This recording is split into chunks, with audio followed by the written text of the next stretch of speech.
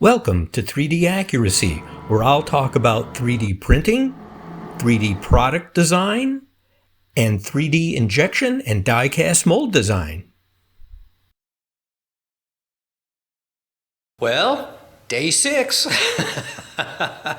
Day 6 on our 3D print shop remodeling, painting all the walls, cleaning up the floor, the concrete, and laying peel and stick plank wood-like tile down on the floor. So anyway, yesterday we left off. I tried cleaning a spot on the floor and let me show you what happened.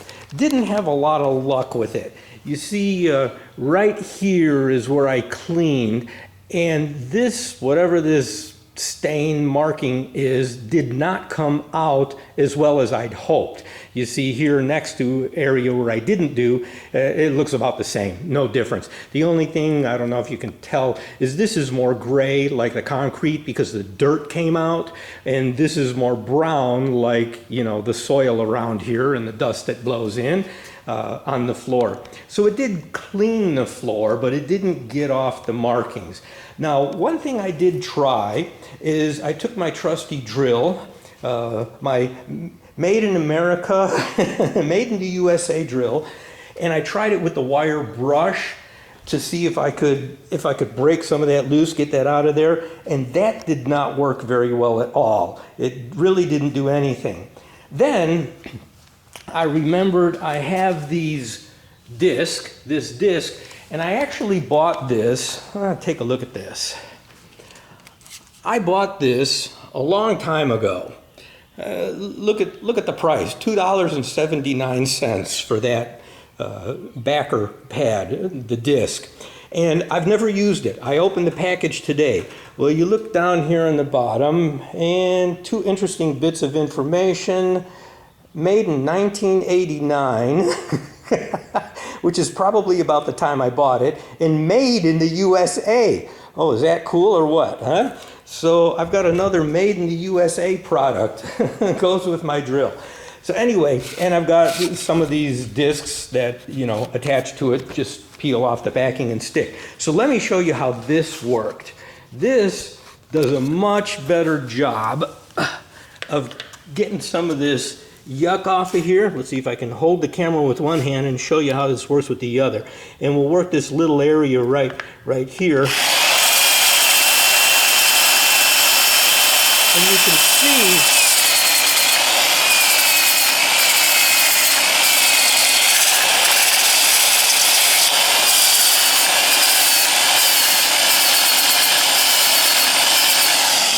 of course, it's difficult for me to hold it and steady it with just one hand because it wants to bounce around, but you can see how much of that yuck it takes off.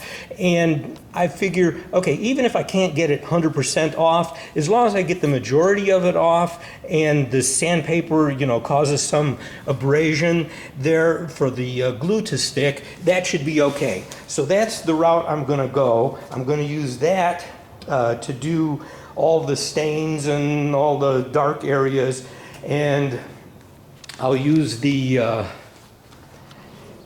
grinder here to get the nasty stuff off, all that overspray paint. And I'll show you how I'm going to do that. We're ready to do that today. I'm going to try to do along both sides, this side of the shop and then the far side of the shop.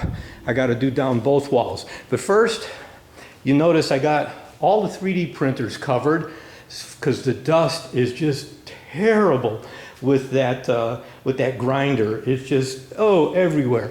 Fortunately, we've got a nice breeze again today. It comes in from the back and it blows out from the front. So I'm hoping most of the dust leaves the room quickly, but you never know. So first, I got to move these 3D printers. I want to get these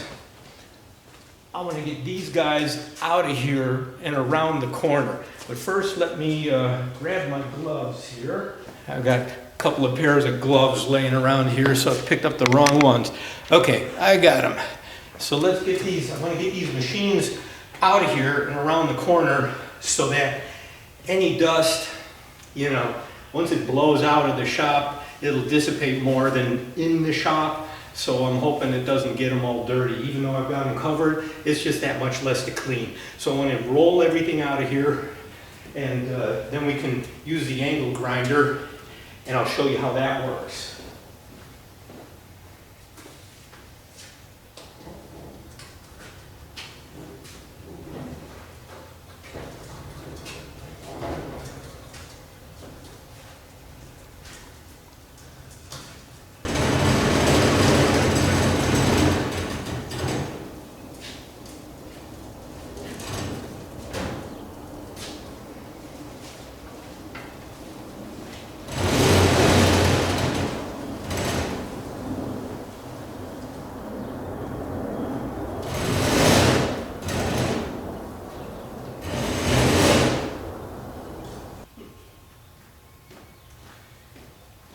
A little technical difficulty. Had one caster on that cart, didn't want to rotate. So had to coerce it a little bit, you know, give it a little muscle. So let's get the rest of these out of here.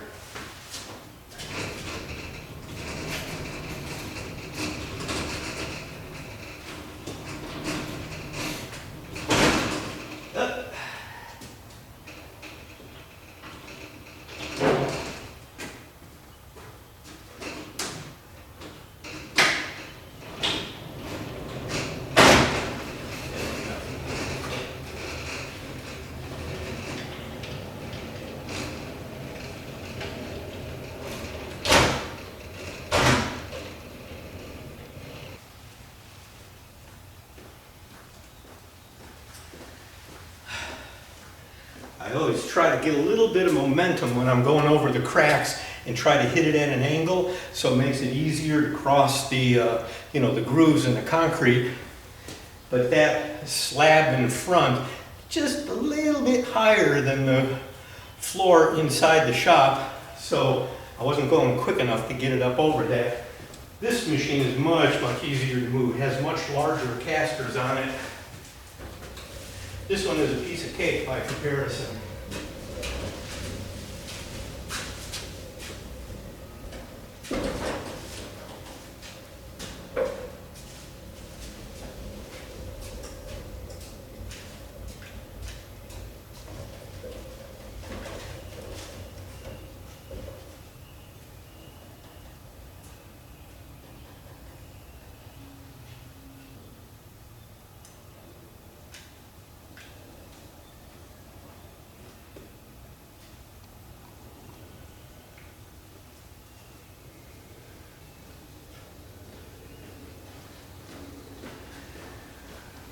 Okay, that one, my big machine, that one is so easy to roll that I lock the casters on it so the wind doesn't blow it away if it gets windy. That one's real easy to move. These other ones are a little more difficult. Not impossible, but not as easy either.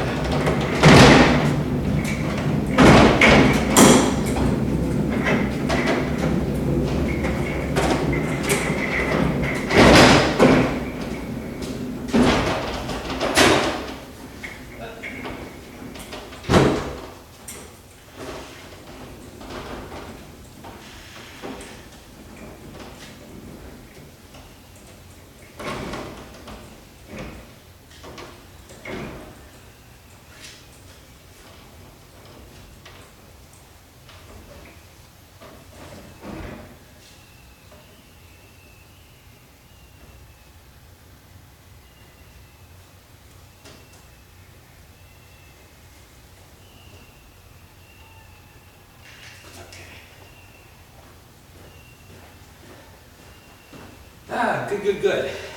And that machine doesn't have locking wheels, It has leveling feet that you lower down in order to raise the machine up off the casters and level the machine. So I made sure to get one of the wheels stuck in one of the cracks in the concrete so that printer won't drift away. Don't want that. So anyway, let's get to it here. What I want to do is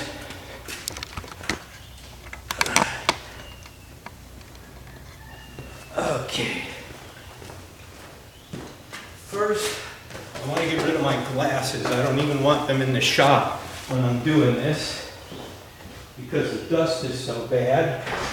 And then, oh, the other thing I forgot to mention is I tried some of this stuff on the floor, some of this goof off.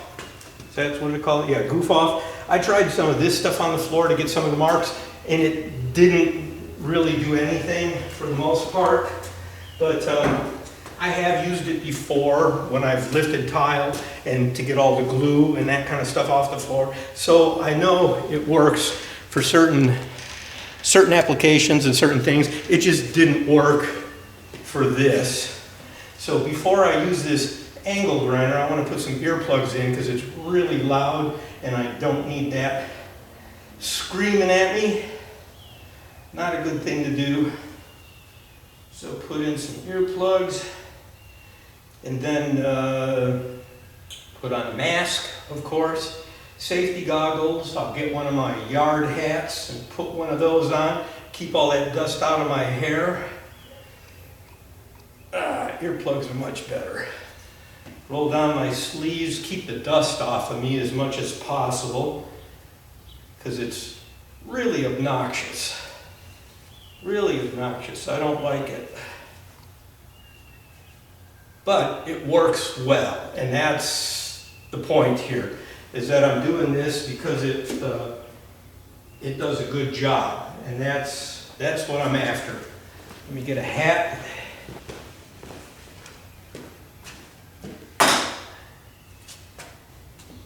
Alright.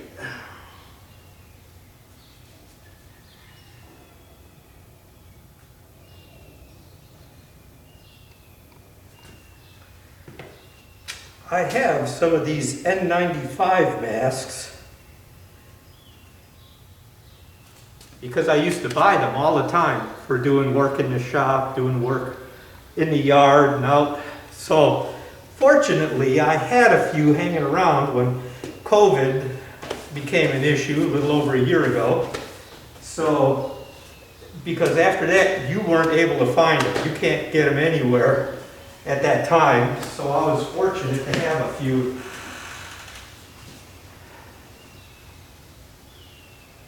Okay. Now, just to keep the dust off of me and out of the inside of me. All right.